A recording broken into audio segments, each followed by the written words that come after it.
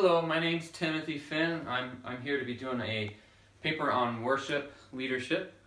I'm going to walk through a couple PowerPoints, read it through with you guys, and then I'll elaborate on it a little further. So the first PowerPoint paper presentation that I have on here is that this paper is going to talk about what a discipling, mentoring worship leader must do for the local Protestant church setting, and give some basic hypothetical leaders, personal experience, and with those worship leaders. And then it reflects on strategic pathways that a worship leader can utilize to improve a band setting, being a servant leader, teaching one's discipleship, and how to pursue their ambitions to become a better leader.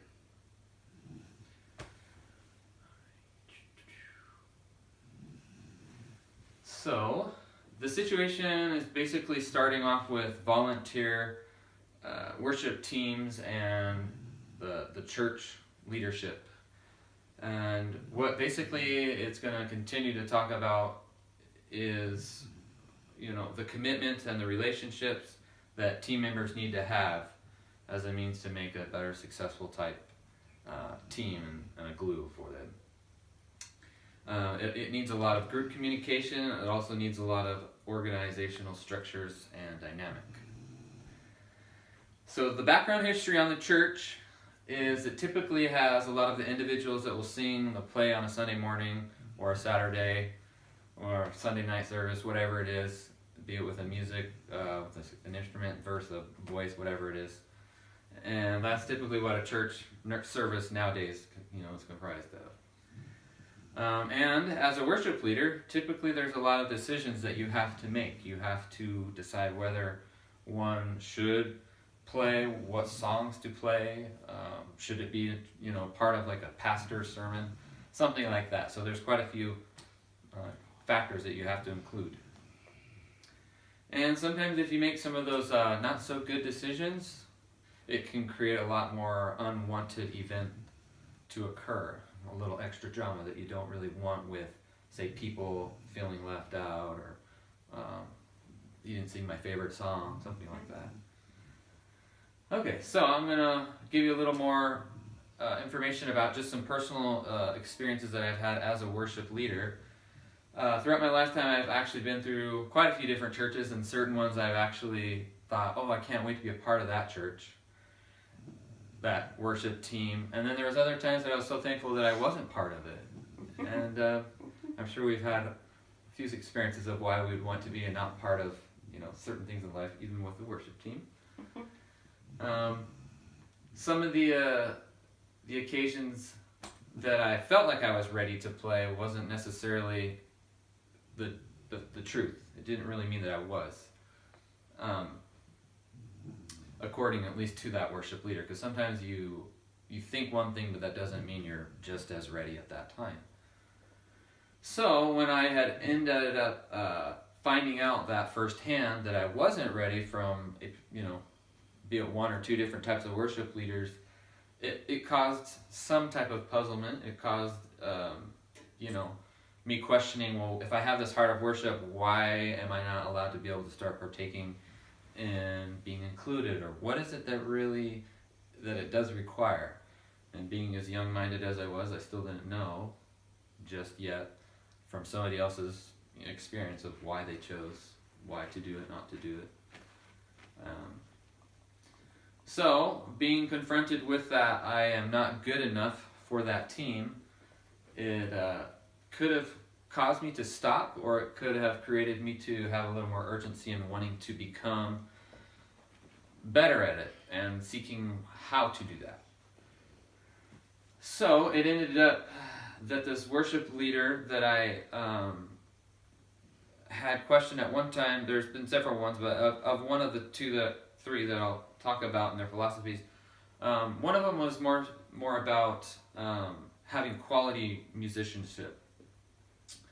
And that doesn't just correlate to the heart of worship.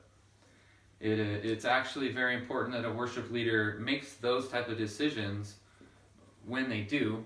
And when they do, then it hopefully can relate to a time to give you that, again, self-reflection of wondering why and what to do. In this case, it was the worship leader saying, hey, you need to keep practicing. And I thought in my head, well, what is what is practicing and why should I do that?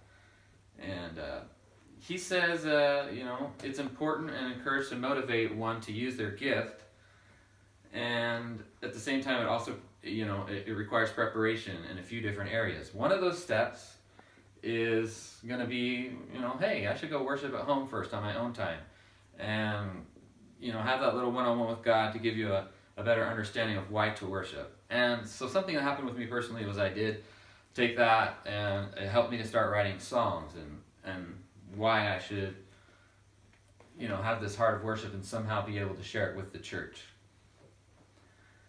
So as I ended up doing that, I found out there was other opportunities that helped fulfill that calling, and it gained a little more experience and confidence with the practice that I had been doing at home.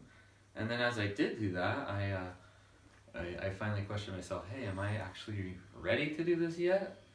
And sure enough, I decided to go and ask the worship leader at that time, hey, am I capable or good enough to actually start playing? And by that point, he said, yeah, you're ready. And so he wanted to start me off just gradually. He didn't want to necessarily let it go right from the start. He wanted me to see if I could do it before I did it. I auditioned again, and he was like, all right, cool. So he set me up, and I started getting up on the team, and practice to practice, I started gaining a little more experience because other people would talk and tell me, hey, this is what you can do to help correct things. Part of learning and growing requires acknowledging bad habits, and there were certain areas that I needed to correct. I wasn't practicing to the full potential that I could have if I just put more effort toward it. And had I not been given that, I probably might not have pursued doing it. I might have maybe just been left at a stage of being mediocre, so. There's a quote that I have here: corporate Christian worship is a spiritual practice designed to focus on the glory of God and to deepens one's faith, by Abernethy Rice and Rold. And I learned that because this man began to mentor and disciple me, I was experiencing what it took to be familiar and confident as a leader. Another quote I have here is that primary areas of inquiry included the roles of embodiment, cognition, affect, spirituality and worship, leader preparation, and the congregation role. The primary step in leadership is actually the desire and a calling. And you can't necessarily expect that you've got this calling because you have the desire, because some people have this desire to play and think they can play, but when you're tone deaf, it doesn't really imply that you're called to be a leader in front of the church, because that might actually cause people to go the other way and be like, how can I worship to this? This doesn't really sound like something I want to worship to.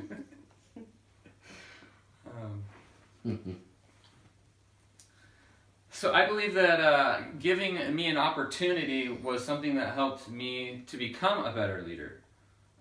Had I not had it, I may have not been able to grow, and that's what we need. We need opportunities to grow in life with a number of things, not just with music. So, in regards to having a unified team, there needs to be that level of musicianship that each musician and vocalist can have respect for one another, because it brings an overall motivation for excellence.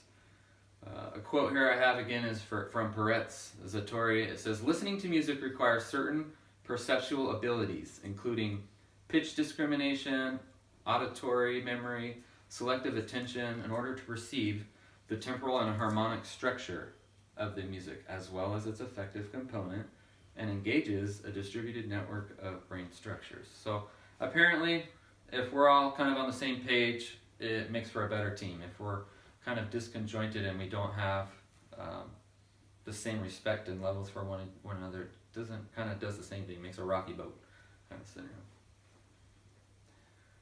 So having the benefits of quality musicians on a team is very great. Sometimes you don't get that. Myself, I had an opportunity where I'd be in a church and I was always thankful that I had somebody that could play quality. If I didn't, it made it a little more challenging to say the least.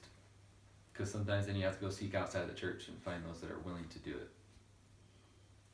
So certain worship leaders have different philosophies as to why they decide to run their team the way they do.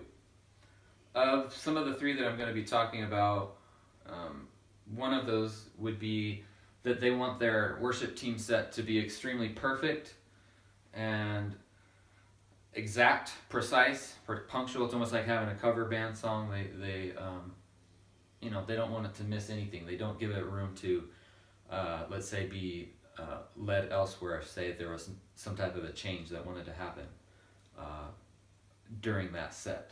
Some churches do that, some do not.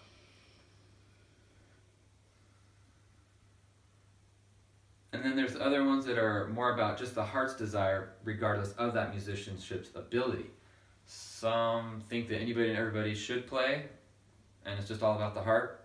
Anybody and everybody can sing, according to that worship leader, as a means to worship with the church body.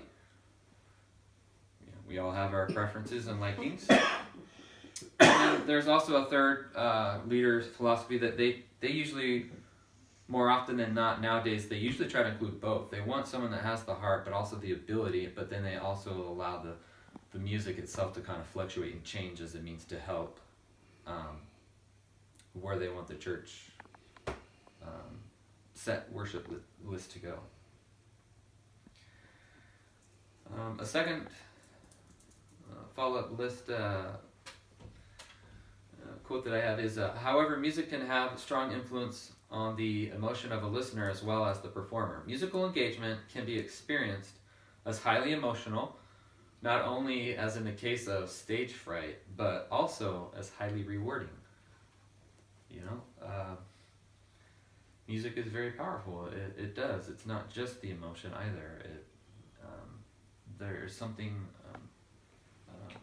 that's very rewarding underneath it as well. So I have found over time that when individuals, say, have a situation which I was in where I was questioning, hey, am I ready? Am I capable to do this? They had asked me the same thing, and I would typically encourage them. I would say, hey, the best thing to do is to never stop learning. Volunteer musicians oftentimes don't have that passion, but when you spot it and see it, it's great to say, hey, continue to sharpen those skills, because sometimes we shouldn't ever give up that musical desire to want to continue to progress as any type of a musician. But I think within the church we should kind of raise the standards up and say, hey, we too need to not be settle for just okay. That's one of my likings to do. Another factor is commitment. Aside from the heart of worship and preparation of instruments, it takes commitment. You do need to learn how to set aside time to learn, practice your piece, your part. If it's a vocal line, if it's a drum beat, if it's whatever instrument you're using in the church, try to thoroughly know it in and out, so that when you come to the church, it's not about practicing at the church, but it's about rehearsing what you've practiced, and you can bring your best of your best to both the people and to God as a means of worship. It kind of gives me this analogy of a pastor, how a pastor typically doesn't just show up on a Sunday morning on the spot and expect to do the best that he can. He likely has spent time throughout his week, and he studied, and he said,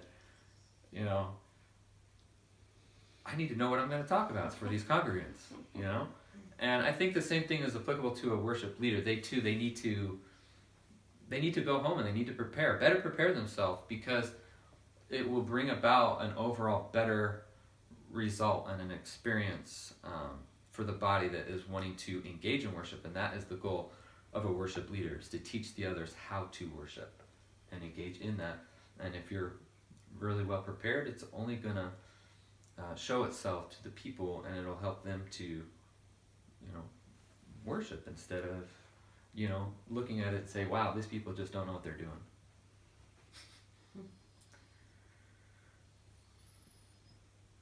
Another quote I have here by Albert Wheaton is, organizational identity is prominent whenever members of an organization ask themselves, who are we?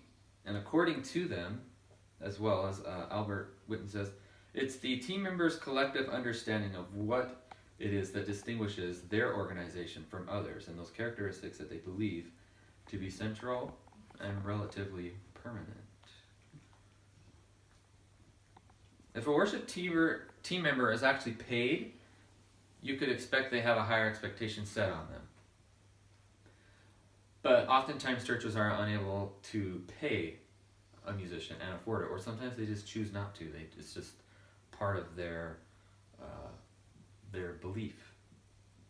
It's just their little policy or rules that they like to go by. Worship leaders, they have to use the discretion of where it's important or not to utilize any member of a team, the team member that's trying to audition.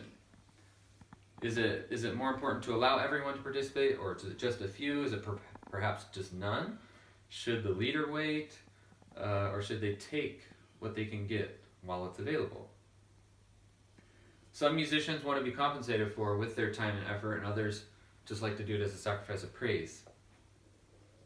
We don't know who is necessarily right or wrong. Some have this extreme belief of it, that it should come from the offerings, the tithes and offerings of the church to help pay for those body of leaders. And it's kind of a similar concept with, like we were saying, with the pastor. He too is usually paid from the tithes, the offerings. And then there's others that have a philosophy where it's not about being paid, but more so about offering your sacrifice of praise with the gift that God has given you. So again, there's polar, opposites. People have one way and another. Which one is the right and the wrong? Subjective, to you.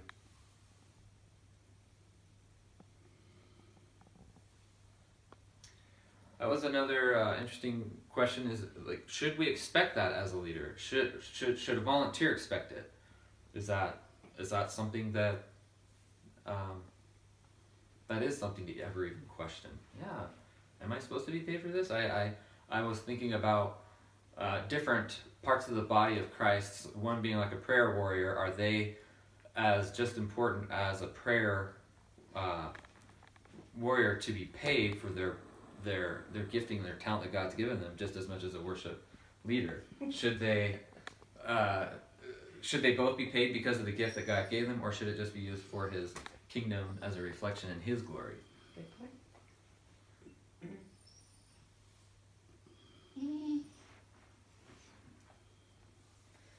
And there's oftentimes, according to another quote, Don, that it's been found that quite common that the churches have conflicts that arise over musical preferences.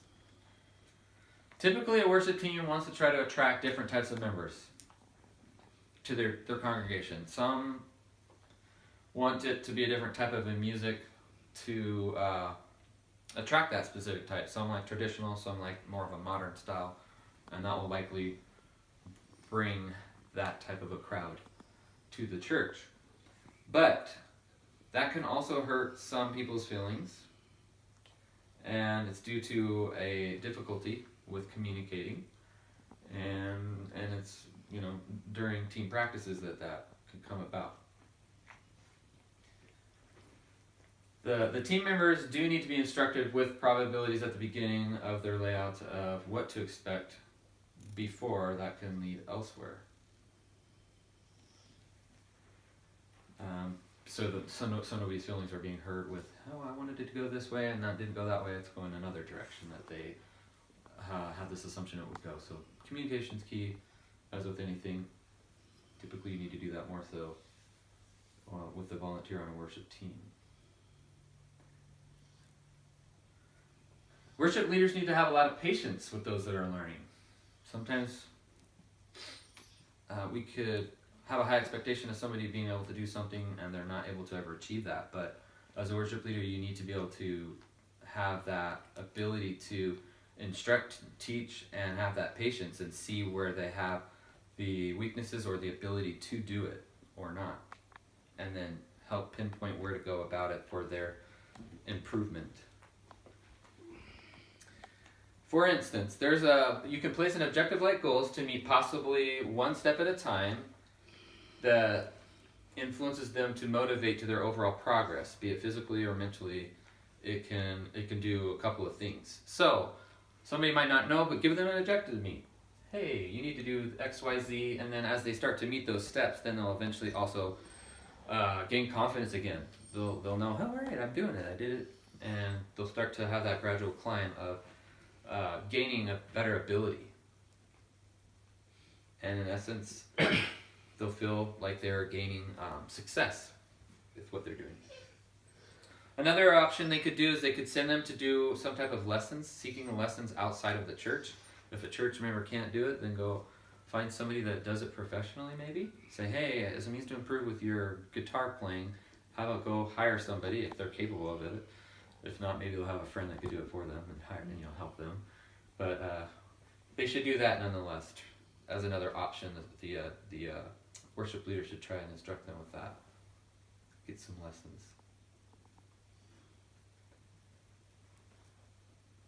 Let's see. Sometimes there was another instance that happened where there was a worship leader that he had been on a team and he was trying to teach his team and instruct it what to do, but they weren't actually following his instructions. They didn't have really good way of communicating again with each other. They didn't click very well with each other. They didn't have that team unity again. They were always discombobulated. They just had one opinion from the other, and it wasn't until a second leader came in that said, hey, this is the vision for the team, this is what I want. He gave a better foundation. He gave the goals of what to follow, and he kind of kept his attention to that and the team and the purpose of it, and they all followed it. And as those goals were kept, what ended up happening is they began to do more things with each other that caused them to have that stronger bond. They would do casual events with one another on a monthly basis. They would go have fellowship with one another on different occasions. They would do different things to try to help their mindset as the same on a Sunday morning. So basically it's kind of like having one body, even with the group. They're all working it's what a team is. So when you got a better team, you'll see it have better results. And that's what that worship leader did in comparison to the other one. The other one, it didn't have as much of a mission and a goal in mind, and the other one said otherwise, and it caused that same group to learn from the other one how to do it a better way, and they followed it. And that's what a true leader is, when they're able to follow somebody with good directions and instructions for the people. So there are other options that some worship leaders have done and will do. One of them is actually allowing them to play right away on the worship team regardless. Okay. One of the quotes I've got here is from Spalding in 2012. It says, discipling is the process of intentionally investing your life in the lives of others on God's behalf. I may have learned quicker had I been allowed on that team right away. Maybe more insight would have been given right away. I might have learned that much quicker. It may have been what I needed to make that work. There's another possibility that could have been allowed for me to practice with the team more regularly, but then opt out on playing on a Sunday morning. At least I'm getting some type of time and practice where I might need it, where I wasn't getting it at home. At least I can have that experience hands-on, but yet still not being on a Sunday morning. At least it's prepping you for the time until then that you're actually able, capable, and ready. Anytime and every time somebody gets some experience, it usually helps improve their skill level. Now there's also another tactic that the worship leader could have done, and that would have been to instruct me how to become a better type of leader by offering his own personal music lessons. Just like the other example was saying to go pursue that individual, in this case, worship leader could have said, hey, let me teach you, let me show you where it is that you do need that. One example within Scripture was in Matthew 10, 1 through 2. It talked about how first Jesus called people to follow him, to obey him, to reproduce others who would do the same. And Jesus called his 12 disciples to him and gave them authority to minister Though thousands clamored after Jesus, he called only a chosen few to be his disciples, and they did not volunteer. They were actually called. That second half was by Spalding. So what this is saying here is that if a leader's willing and more than able to, why shouldn't they take somebody under their arms? That's what Jesus did. He called these other ones, and so as a worship leader, you're calling somebody as you see them. Let me help you. Let me teach you. That's what Jesus does with us, and then he helps mend us and disciple us to become a better what he wants us to be. And as a worship leader, when you see someone that has that ability, you want to teach them to become better worship leaders. Everybody on that stage is a leader. There might be one main core leader, but they're all each leaders for the people to learn from how to worship him. A second route would have been just having an actual outline of what needed to be improved. And it would have directed me in areas of what to work on, say like with a metronome, musical scales, vocal exercises. Those can be some weaknesses, and those are what can completely change if they're noted to you. You know, hey, this is my weakness. I gotta make sure I learn how to stay on time. Otherwise, no one's gonna want to listen to what you're doing. You know? As a worship leader, again, we still need to keep unity. Some people do not like to add the individuals. They would rather there be minimal amounts of teams and volunteers. And regardless of the way that you approach it, interpersonal communication is going to be required. Even if it's one of you, when there's more than one of you, it's always a crucial factor to have interpersonal communications. And that's what we need. It's possible that an additional solution could have been to see if the worship leader would allow the individual that wasn't ready to play on center stage to participate elsewhere in that church. So one example would be like within a junior high, youth group, high school setting, or Bible study group. Those are other opportunities, options that I have heard and seen it work for people. Maybe it's on a Wednesday night service where it's not the main congregation, if it's a smaller church, that those can be means to help someone grow again. You know, they're not just as capable yet. It kind of makes me think of a JV team and a varsity team. With the worship teams, you got to have, you know, better skillmanship on certain levels in life, and you take what you can get. You want to get the best of the best. Usually in the worship set team for most worship teams.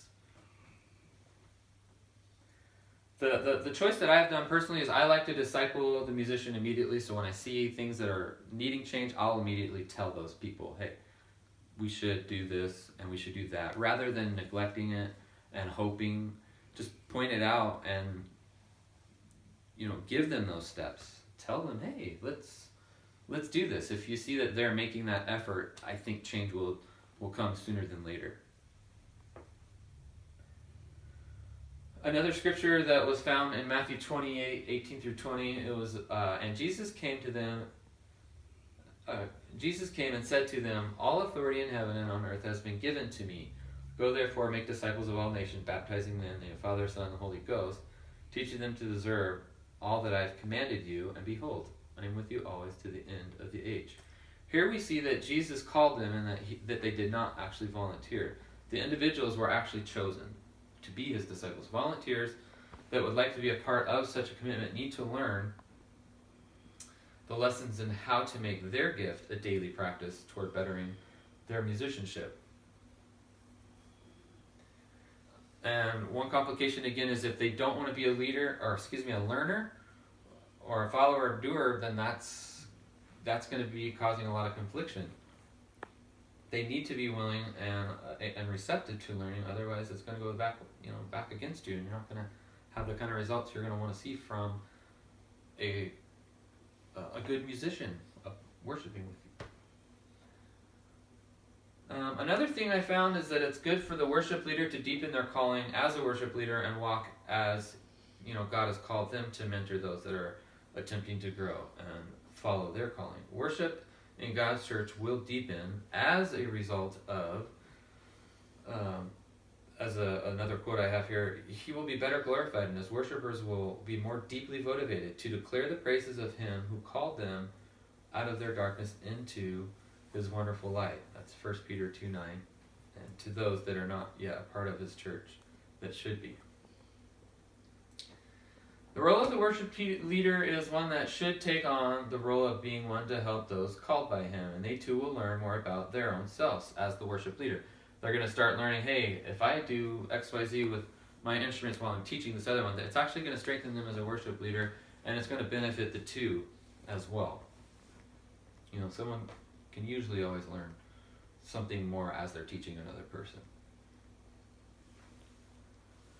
Another quote I have from Sproul in 2012 is, it will often be much more successful if one is endowed and skilled with more than average abilities in artistic human expression. This is a prime example as to why to take one under their wings, as you want to call it. You know, take advantage of it. This is how you can make somebody more successful. Why not? Share your giftings and your ability, especially as a leader. That's what a great leader does. Seeing as how a worship leader is one that's likely having a daily prayer life or digging in the Word of God, should help them to make some, wiser decisions.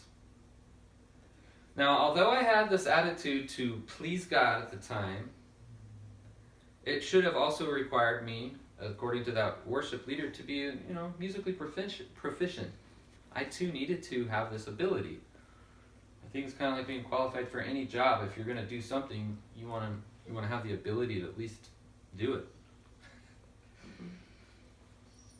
With some expertise, right?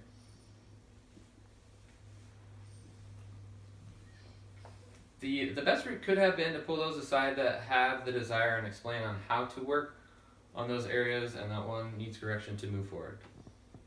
Additional factors that need to be addressed and made aware of is the fact that worship leader may not be able to do so at that time either. Another quote I have here is from Baker of 1993. He says, "We need to be ministered to before we can minister, to be cared for before we can care, to be led before we can lead." So often we might spread ourselves thin, and then that's when it isn't a good time to do it. You really do need to have an abundance, kind of like a fountain. When you have a lot of water, the extra stuff will overflow. And that's what we also need as even a leader, as a worship leader. You need to have the time and the ability mentally just to do it. It takes a lot of effort for it as well. Another point he had made, it says, we cannot continue day after day to feed others if we've not replenished our own depleted resources. And Jesus was that prime example. We have where he at one time he would go to quiet places and he would go and have a quiet time with God. He needed to get away from the people. He left the people so he could have that rejuvenation and that same thing that a worship leader does need also. You do need to have that separation where it's just between you and him, as does any believer in Christ. They still need that too. And again, Jesus was that prime example. Another additional quote I have from Schuster, 2013, says, "As a worship leader, we have many responsibilities that affect many people in regards to our ministry." And worship leaders, they know when to and not to jump on the scene for any individual, because it could potentially hinder their ability to worship in that church body. So it's definitely a healthy means to say no. When to do it, why to do it, and how to do it as a worship leader. So that is pretty much my presentation of what I came to share with you about. And I don't know if you guys have any other questions I could answer, or if not, that should be it. All right. Yay!